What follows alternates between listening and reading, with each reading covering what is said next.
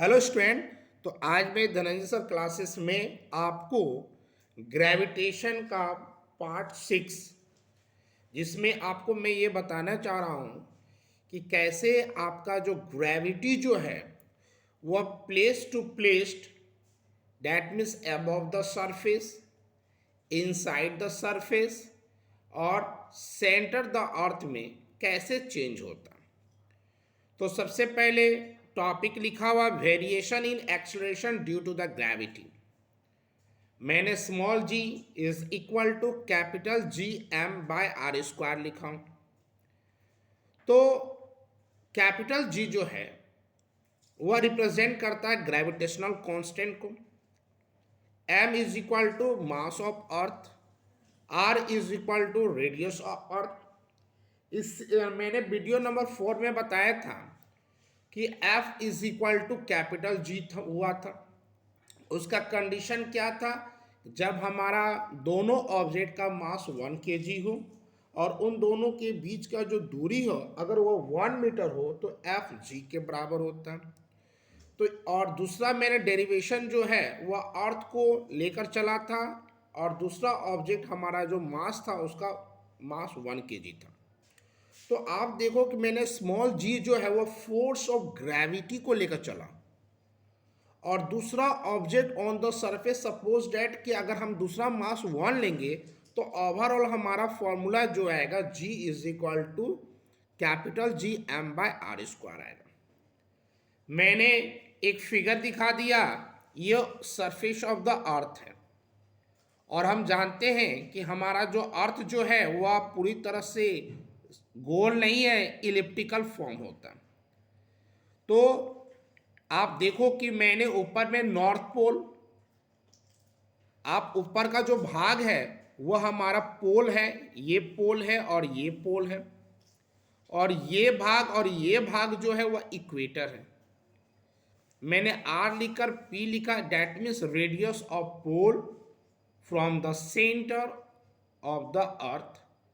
Are E का मतलब हो गया radius of equator from the centre of the earth. यहां पर मैंने मेंशन किया कि कैपिटल जी और M both are the constant. Capital G जो है वह ग्रेविटेशनल कांस्टेंट है और कैपिटल एम जो है वह मास ऑफ अर्थ है और दोनों कांस्टेंट है, इसका वैल्यू किसी परिस्थिति में चेंज नहीं होगा।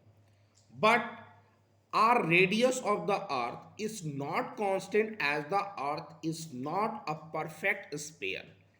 क्यों कांस्टेंट नहीं है? क्योंकि इस अर्थ जो है वह परफेक्ट एक स्पेयर नहीं है। अगर परफेक्ट स्पेयर होता तो रेडियस मेरा सेम होता तो कांस्टेंट हो सकता था, लेकिन ये परफेक्ट स्पेयर नहीं है, इसीलिए हमारा आर जो है, रेडियस जो है वह कांस्टेंट नहीं है, जिस कारण हमारा जी जो है वह place to place on the surface of the earth change होगा। क्योंकि सबसे ऊपर में जो मैं फॉर्मूला लिखा हूं उसके हिसाब से देखा जाए तो स्मॉल जी और आर एक दूसरे का इन्वर्सली है, जो कि मैं नीचे पे दिखा दिया कि स्मॉल जी जो है वह inversely proportional to the square of the distance between them. That means अगर रेडियस ज़्यादा होगा तो ग्रेविटी मेरा कम हो जाएगा और रेडियस कम होगा तो ग्रेविटी ज़्यादा होगा, क्योंकि इन्वर्सली में क्या होता है कि एक क्वांटिटी बढ़ेगा तो दूसरा क्वांटिटी मेरा कम हो जाएगा। तो आप ध्यान से देखो कि पोल जो है सेंटर से क्लोज में है। हमारा जो पोल है वह पोल जो है वह सेंटर से क्या है, क्लोज है। लेकिन आप इक्वेटर को देखोगे तो वह इक्वेटर जो है वह सेंटर से दूर है। तो डैट मीन्स पोल का देखा जाए तो रेडियस कम है और रेडियस कम है तो ग्रेविटी जो है वह ज़्यादा होगा, और इक्वेटर को देखें तो रेडियस ज़्यादा है तो रेडियस ज़्यादा होगा तो ग्रेविटी कम होगा। तो मैंने यहाँ लिख दिया कि earth is the flatten slightly at the pole and the bulging out at the equator. तो पोल का जो रेडियस है वह कम है, जिसके कारण हमारा ग्रेविटी क्या होगा, मैक्सिमम है। यहाँ मैंने लिखा है जी पी मतलब ग्रेविटी ऑफ पोल, और यहाँ पर मैंने आपको दिखा दिया आर पी मतलब रेडियस। रेडियस जो है वह कम है जिसके कारण ग्रेविटी मैक्सिमम होगा और इक्वेटर में आप क्या देख रहे हो कि हमारा रेडियस जो है वह मैक्सिमम है, इसलिए ग्रेविटी क्या हो जाएगा, मिनिमम। सेकंड टॉपिक है कि अगर हम सरफेस ऑफ द अर्थ से अबव जाएंगे, if we move above the surface of the earth, the distance from the centre of the earth increases और value of acceleration due to gravity decreases. इससे यह पता चलता है कि अगर कोई ऑब्जेक्ट जो है वह आपका सरफेस, अर्थ के सरफेस से ऊपर जाएगा तो सेंटर से उसका डिस्टेंस बढ़ेगा और जिसके कारण ग्रेविटी हमारा क्या हो जाएगा, कम हो जाएगा। और नेक्स्ट टॉपिक है कि अगर हम लोग डीप इनसाइड द अर्थ, अगर अर्थ के अंदर की ओर जाएंगे या किसी माइन में जाएंगे तो वह क्या होता है, अर्थ की ओर आता है। डैट मीन्स अगर हम इनसाइड द अर्थ जाएंगे या डीप इनसाइड द या माइंस में जाएंगे तो भी हमारा ग्रेविटी जो है वह डिक्रीज होगा।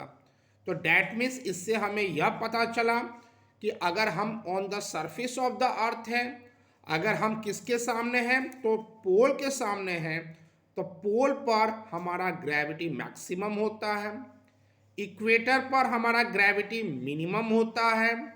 सरफेस ऑफ द अर्थ के ऊपर जाओ या सरफेस ऑफ अर्थ के इनसाइड जाओ, ग्रेविटी हमेशा डिक्रीज होता है और अर्थ के सेंटर पर ग्रेविटी मेरा जीरो होता है। तो आज के लिए इतना।